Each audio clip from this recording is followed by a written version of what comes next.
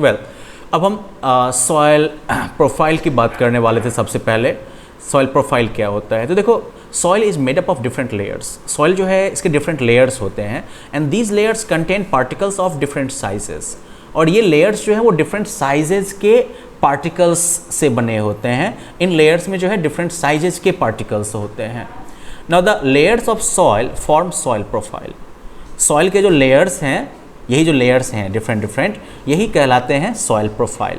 Now it has 3 layers one above the other. Soil के जो है 3 लेयर्स होते हैं, हर एक दूसरे के ऊपर में होता है। सबसे ऊपर में हो गया आपका टॉप सॉइल। तो जो अपर मोस्ट लेयर है सॉइल का, the upper most layer of the soil is called top soil.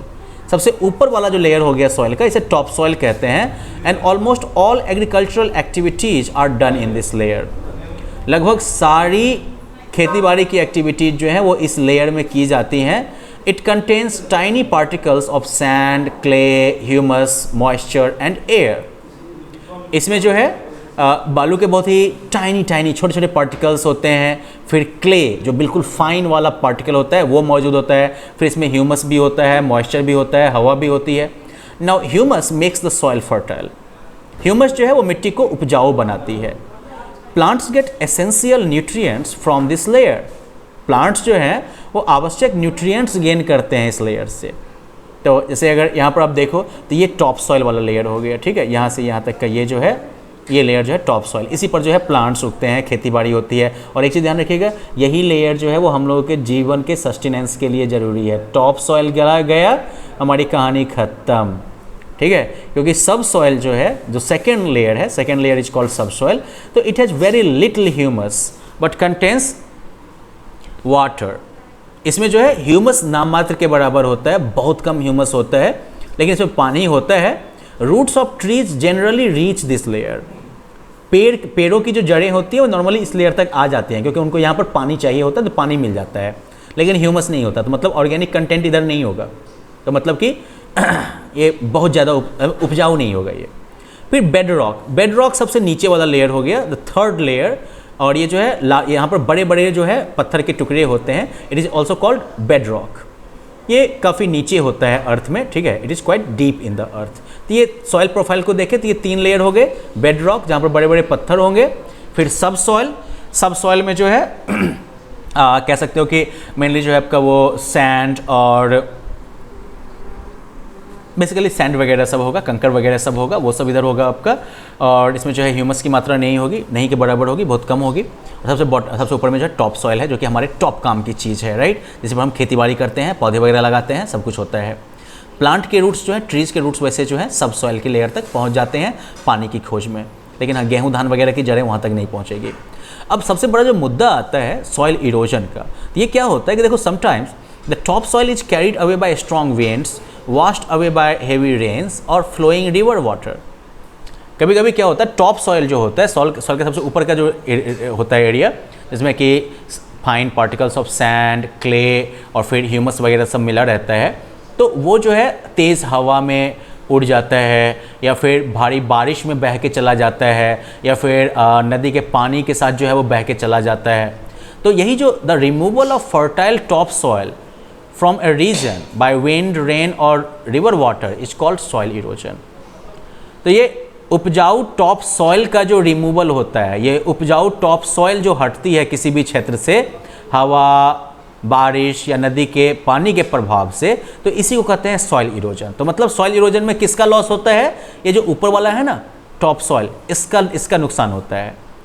The loss of fertile top soil makes the land unfit for farming. ये जो उपजाऊ टॉप सॉइल का जो नुकसान होता है, तो उसकी वजह से ज़मीन जो है वो खेती के लिए अनफिट हो जाती है, अनुपयुक्त हो जाती है। Soil erosion occurs in those areas where the top soil is bare and not covered with plants. Soil erosion जो है वो उन एरियाज में होता है जहाँ पर कि टॉप सॉइल जो है बिल्कुल बेयर है, खाली है, नंगा है एकदम से, ठीक है, जो प्लांट्स से ढका हुआ नहीं है। It is not covered with plants. Now due to soil erosion the land loses its fertility and becomes barren। okay? Soil erosion की वजह से जो है ज़मीन जो है वो अपना उपजाऊपन जो है, फर्टिलिटी जो है वो खो देती है, और ये हो जाती है बैरन। बैरन मतलब बंजर। तो soil erosion directly leads to barrenness of land, ये ज़मीन को बंजर बना देती है। Soil erosion can also cause water pollution and landslides. Soil erosion की वजह से जो है वाटर पॉल्यूशन और लैंडस्लाइड्स भी हो सकते हैं। ये कैसे हो सकते हैं? तब देखो, जैसे कि बारिश होती है, तेज़ बारिश जब होगी तो उसके साथ जो है मिट्टी वगैरह सब जो है बह के पानी के सोर्सेज में चला गया, तो पानी के सोर्सेज गंदा हो गए, और जो मिट्टी बह के आई है उसके साथ बहुत सारी केमिकल्स वगैरह भी अगर मिले होंगे, राइट, फर्टिलाइजर्स, पेस्टिसाइड्स वगैरह, तो वो भी आके जो है उस पानी में मिल जाएंगे, पानी पॉल्यूटेड हो गया। अगर कहीं ढलान वाली जगह है, वहाँ पर जब सॉइल इरोजन होगा तो वो मिट्टी वगैरह जो है वो पानी के साथ मिलके जो है और भारी और ख़तरनाक जो है बना लेगा रूप, और वो और ज़्यादा मिट्टी को जो है अपने साथ जो है ढहाते हुए लेके आएगा, तो इससे लैंडस्लाइड हो जाएगा। तो ये भी सॉइल पोल्यूशन का जो एक प्रॉब्लम है। तो यहाँ पर एक चीज़ है कि जो प्लांट्स हैं, plants act as soil binders. Plants जो हैं वो सॉइल बाइंडर्स का काम करते हैं। जैसे जो रूट्स हैं, the roots of plants and trees growing in the soil, जो प्लांट्स और ट्री जो कि ज़मीन में सॉइल में बड़े हो रहे हैं, तो उनकी जो जड़ें होती हैं, bind the particles of top soil together, वो जो है टॉप सॉइल के पार्टिकल्स को जो है एक जगह बांध के रखती हैं। Now due to this binding of soil particles, the wind and water are not able to carry away the top soil easily. अब ये जो सॉइल पार्टिकल्स को जो ये बांध के रखते हैं, उसकी वजह से हवा या पानी जो है वो टॉप सॉइल को उड़ा के लेके नहीं जा सकते हैं, हटा के लेके नहीं जा पाते हैं।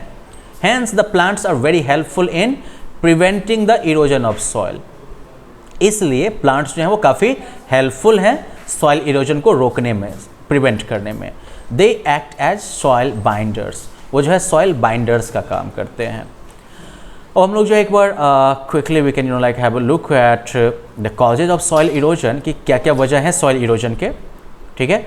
तो इसके लिए जो फैक्टर्स रिस्पॉन्सिबल हैं, okay, the factors which are responsible for soil erosion, उन्हें कहते हैं हम एजेंट्स ऑफ इरोजन। तो विंड और running water, these are the natural agents of soil erosion. तो रनिंग वाटर कैसे? तो you see like when it rains, some rain water seeps into the ground and some evaporates, right. जब बारिश होती है तो कुछ बारिश का पानी जो है वो जमीन के नीचे चला जाता है, कुछ जो है वो भाप बन के उड़ जाता है। Now rest of the rain water flows on land and takes a part of soil with it. बाकी जो पानी होता है वो ज़मीन पर बहता है और साथ ही साथ जो है सॉइल का एक हिस्सा भी अपने साथ लेके चला जाता है। दिस कॉजेज सॉइल इरोजन, यही सॉइल इरोजन करता है। Now soil erosion by water is more in hilly areas as water flows down faster. पानी से सॉइल इरोजन जो है वो हिली एरियाज में ज़्यादा होता है, क्योंकि पानी जो है वो नीचे की तरफ तेज़ी से बहती है। Along with rainwater, the topsoil of hills comes down into rivers, lakes and seas. अब रेन वाटर के साथ जो हिल्स वगैरह का टॉप सॉइल है वो बहते हुए कहाँ आता है? नदियों में, झील में, समुद्र में। Now the flowing water of a river also causes soil erosion along the banks. नदी का जो बहता हुआ पानी होता है वो भी जो है किनारे किनारे से जो है सॉइल इरोजन करता है। Thus more and more soil is carried by river water as it flows down. और इस तरह से ज़्यादा सॉइल जो है, टॉप सॉइल जो है वो नदी के पानी के साथ मिलता हुआ चला जाता है जैसे जैसे नदी आगे बढ़ती है, it flows down. Now on reaching the plains the flow of river slows down. मैदानी क्षेत्र में पहुंचने के बाद जो पानी का फ्लो है, नदी का जो फ्लो है वो कम हो जाता है, स्लो डाउन हो जाता है। Now part of soil therefore gets deposited on the वे।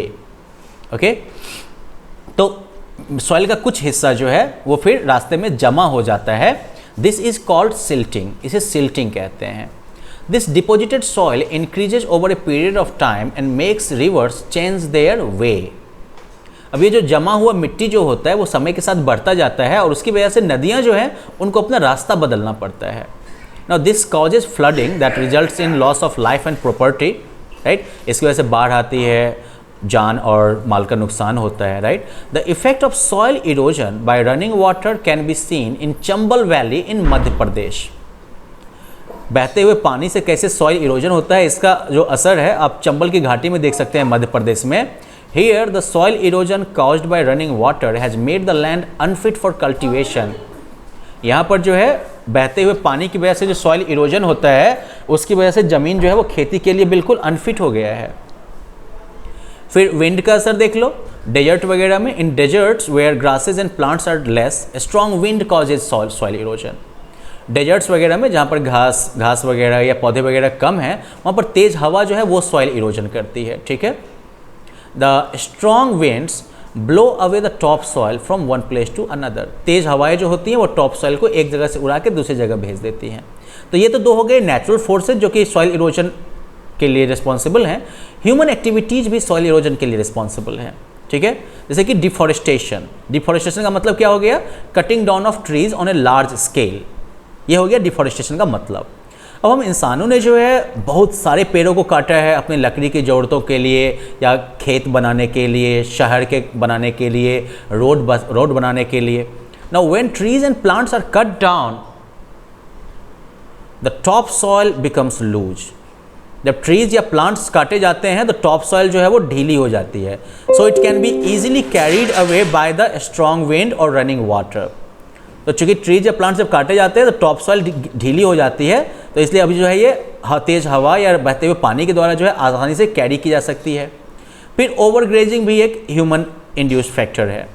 अब जब आप गाय या भेड़ या बकरी वगैरह को चराते हैं, ग्रेज करवाते हैं, ठीक है, सेम एरिया में काफ़ी समय तक बार बार, they eat up most of the green grass and other plants. तो वो जो है ज़्यादातर जो हरी घास और बाकी प्लांट्स होते हैं उसको खा के ख़त्म कर देते हैं, ठीक है।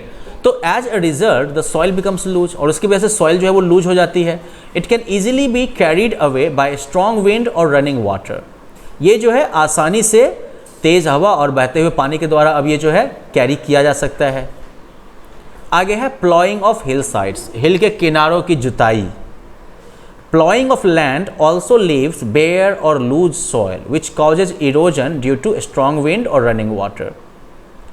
हिल साइड वगैरह में जो ज़मीन को जोता जाता है तो उसकी वजह से भी क्या होता है, जब टॉप सॉइल जो है वो खाली हो जाती है और ढीली हो जाती है, और फिर जो है तेज़ हवा या बहते पानी की वजह से जो है उसका इरोजन हो जाता है, ठीक है।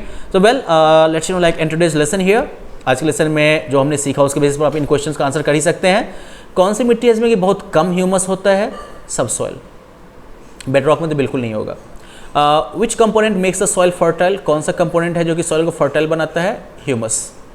इनमें से कौन सा जो है वो सॉइल इरोजन नहीं क्रिएट करता है, ग्रोइंग प्लांट्स, बाकी दो करते हैं।